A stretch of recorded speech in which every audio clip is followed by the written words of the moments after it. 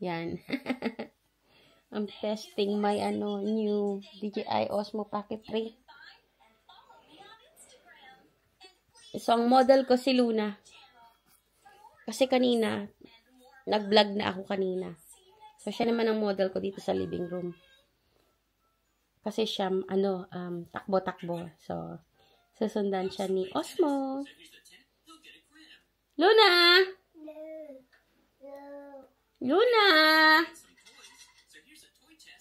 Pretty girl! Luna girl!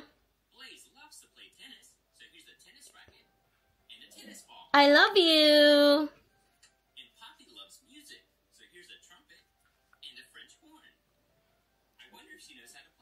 Baby girl!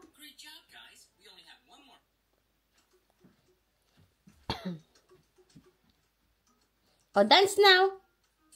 Dance! Come on, shake your booty! Luna! Shake, shake! Luna!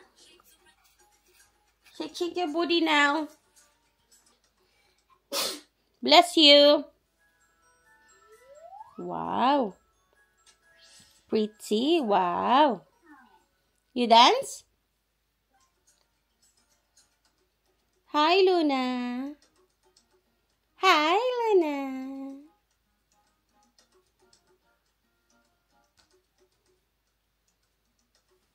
Wow! Shh. Mainit na pala ngayon dito. Pero yung cortina, guys, sinasara ko parati yan. Kasi gusto ko, dim sa bahay. Pati yung mga, anong tawag dyan? Blind. Hindi siya totally sara, pero medyo. Ay, yung blind do. Hindi siya ganong nakasara, pero para privacy na rin ba. Nawala na naman si Luna. Luna, where are you? Didn't detect you now.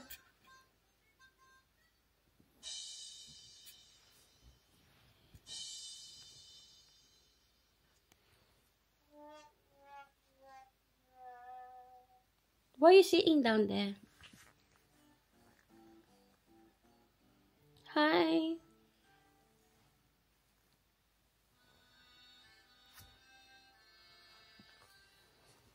Hello. What about gingerbread man? Where's the remote? Where's the remote?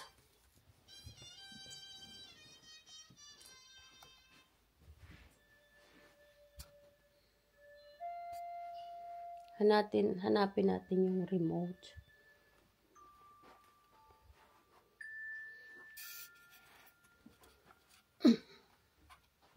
Where's the remote, baby girl?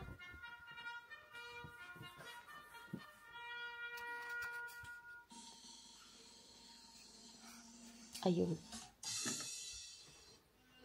You can't catch me. I'm the gingerbread man.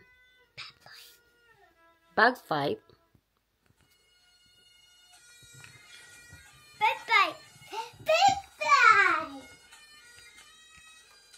I think someone did the business. May naaamoy akong hindi maganda.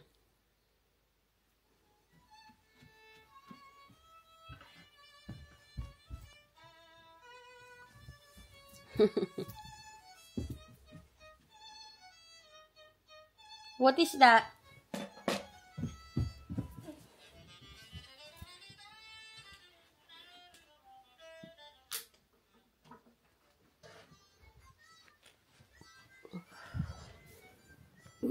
Excuse me. Excuse me. Thank you, Lord. Naku, panahon na naman ng hay fever. Hay fever na naman ang labanan natin ito.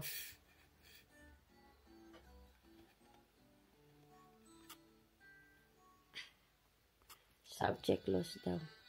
Ano subject mo? Paano nalulos?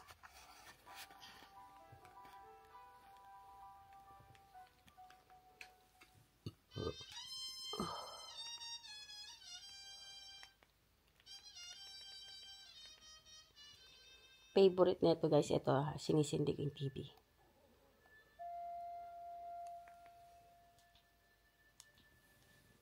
Ayan ang favorite niya. Ayan, maririnig na. Once upon a time, there was a lady who lived in a white cottage in the countryside.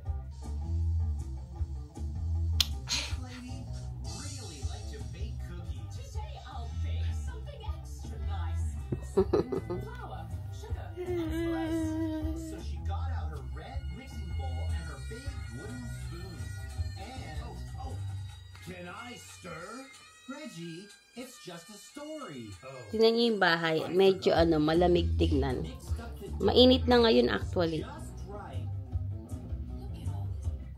Then she rolled Kaya nakalabas na yung electric pan. in.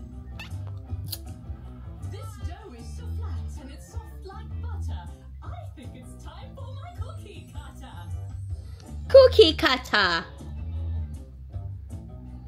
Gusto niya yan yung gingerbread man. In a few minutes, the cookie was done. Let's get you dressed. Oh, what fun!